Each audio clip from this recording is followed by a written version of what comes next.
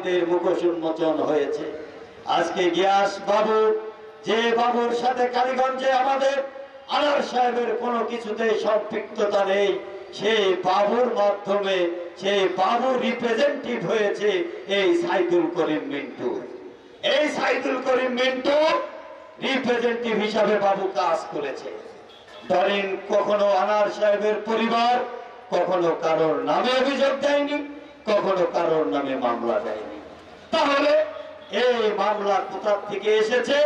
এই মামলা এসেছে তদন্তকারী সংস্থার তদন্তের মধ্য দিয়ে, যে সাইদুল করিম মিন্টুই মূল পরিকল্পনাকারী।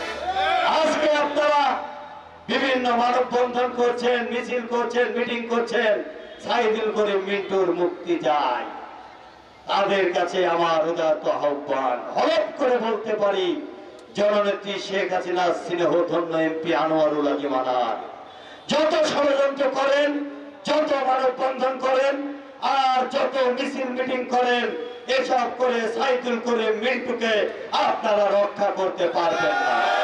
কারণ আসামিদের স্বীকারোক্তি মোতাবেক 164 এই খুনি মিন্টু কিন্তু আসামি হয়ে গিয়েছে। আমি আমার সংক্ষিপ্ত কথা শেষ করছি। জয় বাংলা, জয় বঙ্গবন্ধু, জয় হোক এই কালীগঞ্জবাসীকে। সবাইকে ধন্যবাদ।